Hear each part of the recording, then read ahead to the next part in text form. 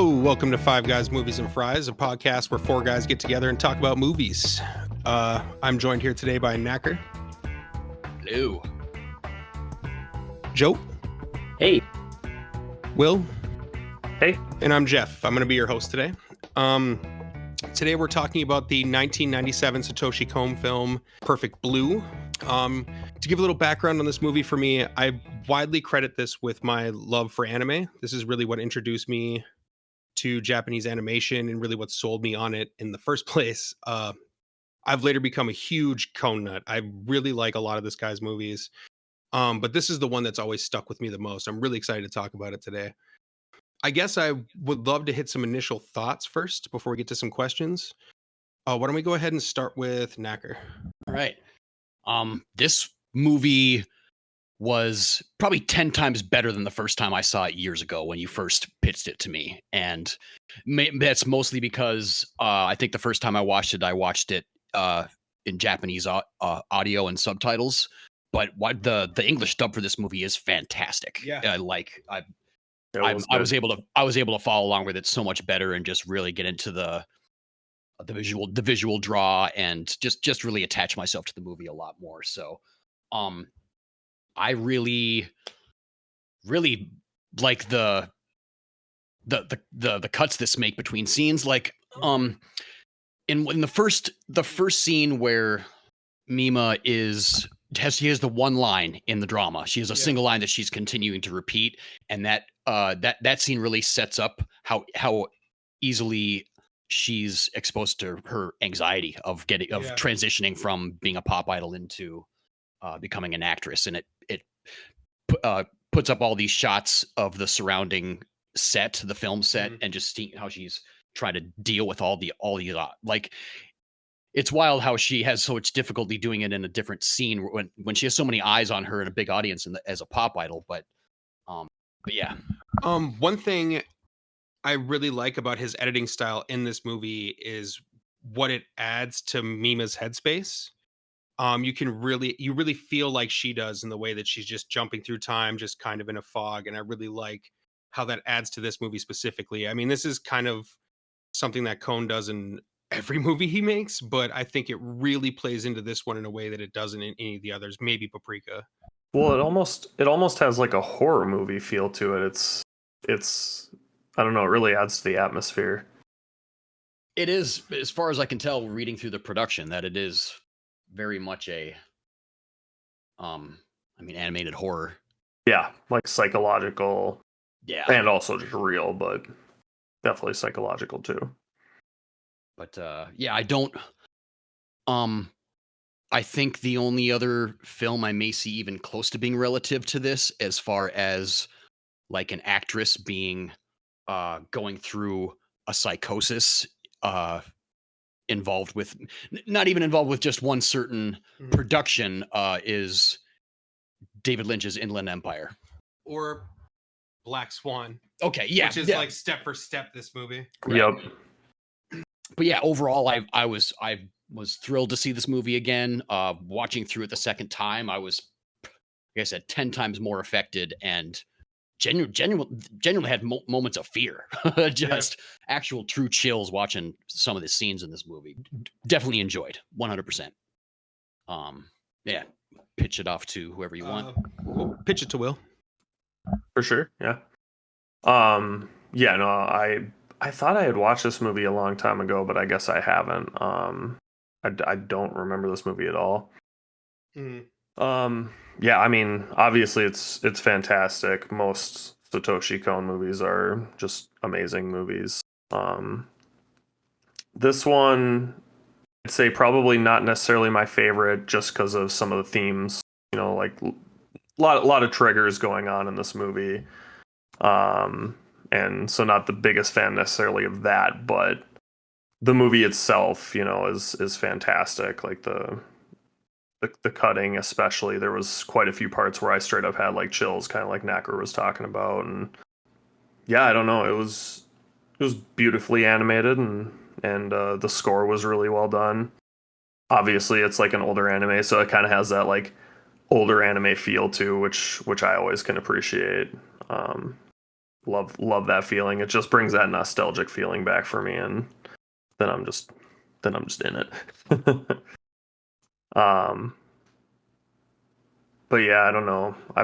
I've got some more stuff to say about this movie, but that's pretty much my initial thoughts. Like, enjoyed it, watching it this time, but not necessarily what I'm looking for in a movie these days, I guess I could say. I guess that leaves Joe. Yeah, so I actually watched this like, I don't know, 3 or 4 months ago. Because I know, Jeff, you said you wanted to wreck this like, I don't know, 6 months ago when we watched Yeah. The Lighthouse. So I put this down and I really liked it. I think it's really good. Did watch the English language dub and thought it was great for the most part. So far, it's probably my favorite anime movie. I'm not big into anime. I was gonna say that must say something. Yeah, that's high praise from Joe. Damn. Yeah, for sure. I haven't seen a lot of it. I mean, like maybe Akira for number 2, and the rest of it I'm not a huge fan of. I would say if you like this movie, it's probably safe to recommend the rest of this guy's library. So if you ever have the itch, just Watch pluck a Paprika. movie out of there and check it out. Yeah, I'll probably watch Paprika next if I watch anything. Cause it's a I've heard of it. fantastic movie. Yeah. That'd be a I good think- one to do for this podcast too, honestly. But I was gonna say I don't like the children's anime generally. I just feel like and with anime in general, I feel like I'm missing something, or the people who made it are on drugs. I don't know which. But there's like a whole completely different set of jokes and tropes and like character archetypes that I just don't quite get what I'm supposed to be feeling and thinking when I watch it. But this is one of them that's very accessible to Western audiences, and especially with the English language dub. Like, I'm surprised this movie isn't more popular and wasn't more popular when Darren Aronofsky obviously kind of ripped it off with Black Swan, but a little bit of Requiem for a Dream as well, I believe. Yeah, that shot specifically in the tub is beat for beat. I mean, that's more of an homage than a ripoff, but yeah. True.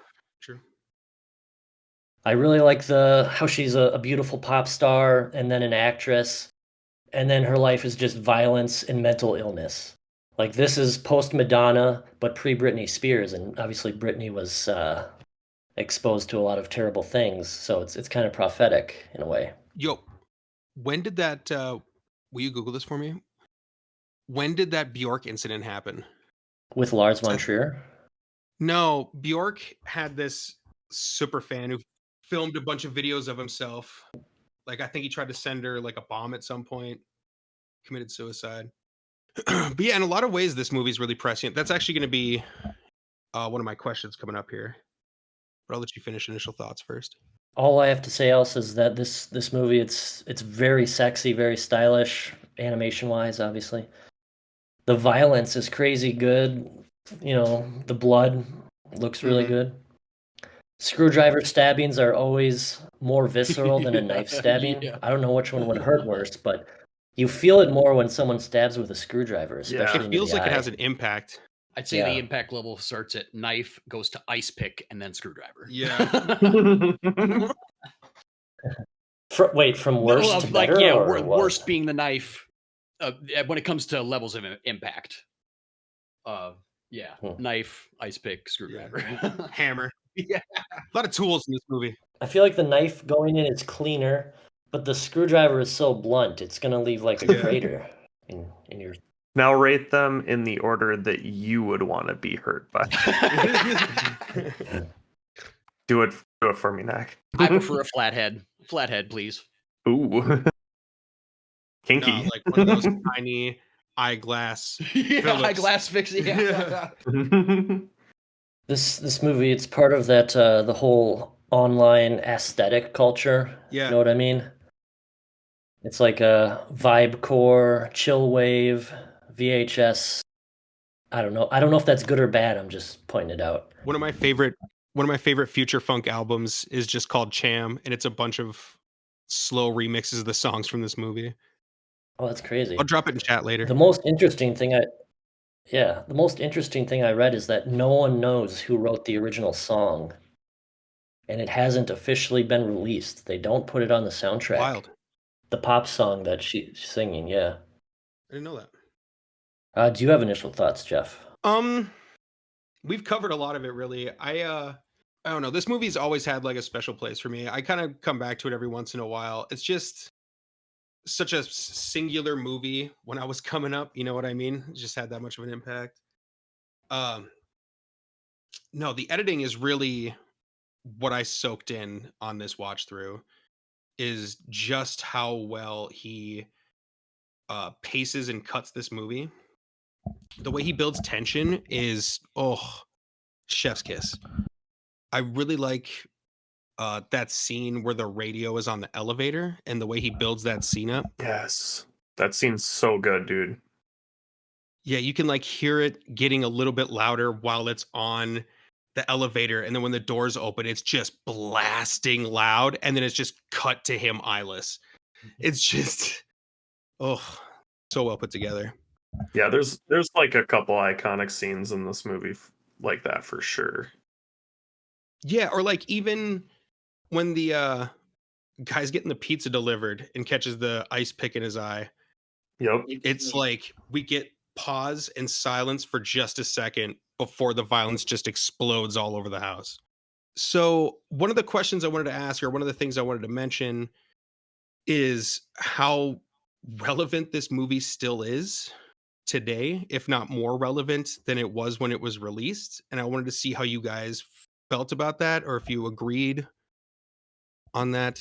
I would say it's probably more relevant today just simply because entertainment has only increased in volume since Yeah. the mid, early to mid 90s. And I mean, people who obsess over pop idols and actors and actresses, I don't see them going away anytime soon. Yeah. I would have to say it's very relevant, much more now than it was. It's crazy what the internet has done to idol culture as a whole, and like the levels of stalking and parasocial relationships we can see. I mean, it's, if anything, it's like significantly worse now. Like, especially with the advent of like OnlyFans and all that kind of stuff. Like, it just feeds into more men being able to be creepy fucks towards poor women online, basically. Yeah, or just celebrity culture as a whole. Yeah.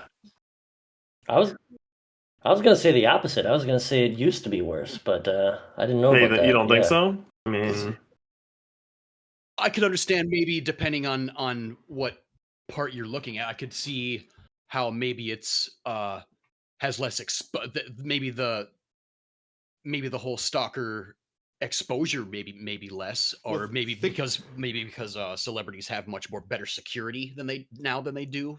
They have better security now than they did back then. A linchpin of this movie is her finding that website Mima's Room and seeing that somebody's like stalking her or like posting with her voice online. Like that's this big thing in this movie. And like I feel like the impact of that is different in this day and age than it would have been had I seen this in 97 when the internet was still pretty fledgling in comparison. oh, I could agree with that for sure too. Yeah.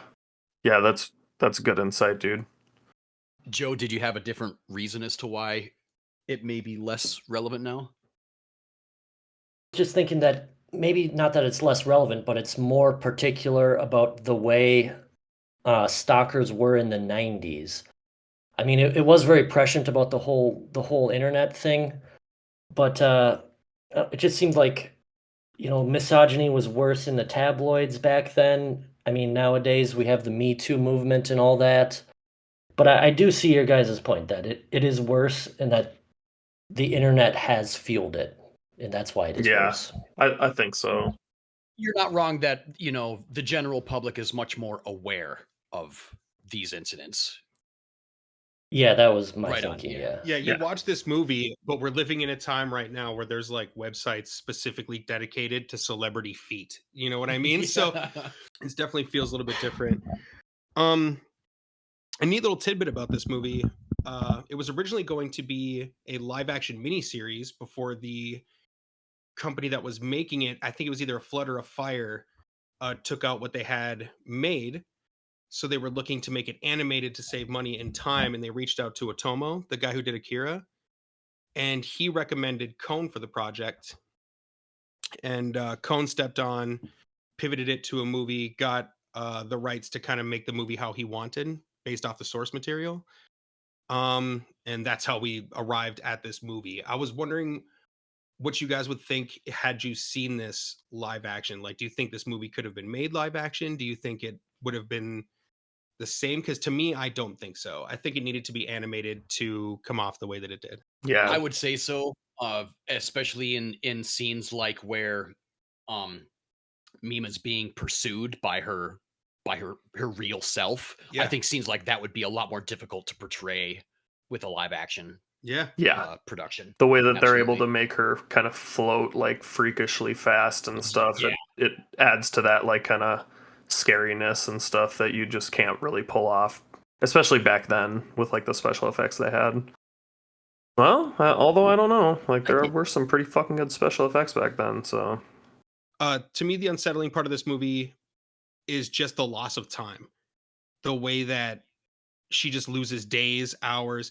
That scene where it's her and Rumi eating cake and drinking tea, and then it cuts to her recording, and then immediately back to that. I believe that it's the same day and she's repeating the same day. So it like really puts you in her headspace. yeah, Well, also, I mean, if from what I didn't really piece together while watching the movie and reading on the wiki is that Rumi had assembled an entire room Yeah. just to replicate. That's why she's it. called Rumi. Yeah. Her name is Ruby. I didn't even piece that together. Oof. Easter egg. Yeah, you can tell when Mima opens the window, because she like looks up and the old Cham poster's still on the wall, and then she opens the blinds and sees the train, and we get cuts of her, outside of her window several times before then, so it's like set up and paid off. Yeah, I think that's about all I got for questions, really. Yeah, I guess if we're ready to move on, we could probably hit ratings unless we have other thoughts. No, I think we've covered a lot. Like this has just been like we streamlined this. Well, We're just like bing bang boom. Here's the question. So let's hit some ratings. I didn't really answer that last question. I could edit it in. I mean, I just have like the same kinds of thoughts that you guys did. Yeah. Because there's no dramas, Japanese dramas from the 90s that anyone in America watches. Am I wrong? I can't imagine this being watching a drama. Yeah. Like the anime is just so slick. Like, and I don't know why that is. Why is anime so popular, but live action Japanese stuff not? It just seems more legitimized for some reason. I don't know why.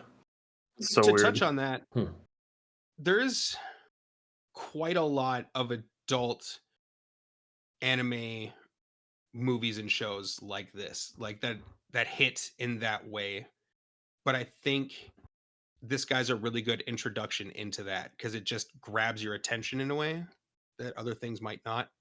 And it's also dependent on the style and design. Mhm. Like even though like Mima herself is kind of made with bigger eyes and things Yeah. like that, like a lot of the characters still seem very human. They're not done in like a majority of the Except for Mamania, that Oh, wild man. yeah. It doesn't see all the characters seem very human and credible visually to me. Yes. So Yeah. that really leans into just being drawn into the credibility of it. I feel like in this movie, for anybody who's ever seen Akira or any of Otomo's other work, like I think Steam Boy was him too. But you can see the influences in Kon's early work, especially here. Like you can see the influence pretty. It's still his own style. It's like a toned down Otomo. Also, did you catch that in the wiki that he also did the JoJo OVA? OVA? Yeah. For you JoJo fans out there. Let's hit some ratings. Let's start with Will. Sure. Yeah. Like we talked about, this movie's pretty good. It's obviously up there as like one of those like anime classics. It does what it sets out to do. Like I said earlier, it's just not kind of like the kind of movies I'm into right now. Mostly because of the trigger stuff, but that's fine. I'm not going to detract from the movie because of that. I'll probably give it like a 7.5 and 8, something like that. Yeah. Let's go with 7.5. How about you, Nick? You know, one thing I've forgot to mention during Steven discussing about it is how the screenwriter character in the movie is outlining pretty much what's happening throughout the movie. Yeah. How his screenplay is almost directly attached to everything. I don't know what I can deduct this movie for, to be honest, because I go hard into traumatic psychosis based productions and stories. So gosh, maybe if I gave it a better look, I might find a deduction for it. 9 out of 10. I'm just gonna give it a 9. Flat 9. And then Joe? Yeah, I think it's a great psychological thriller. It's, the animation's great. I just love looking at it. First time I watched it, didn't see the switch coming that Rumi was a bitter psychopath who's jealous of the youthful Mima.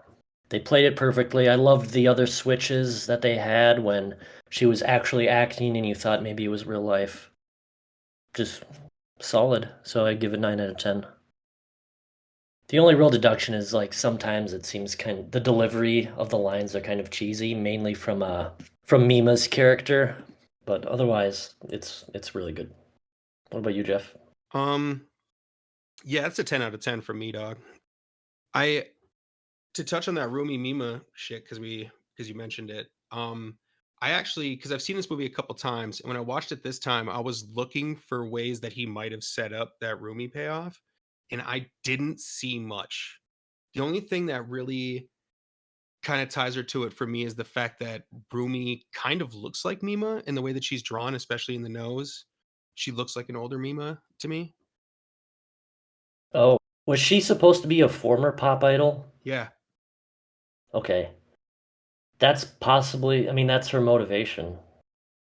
I think we got Knacker's Wreck. Yeah, so wrapping up our personal recs for this run, I kind of had to just split second narrow down what I was recommending because I didn't get a whole lot of time to actually watch any potentials that I was going to recommend. So I am landing on a film from 2021 that's been mentioned a couple times between us. It is Phil Tippett's Mad God. Okay. Yes.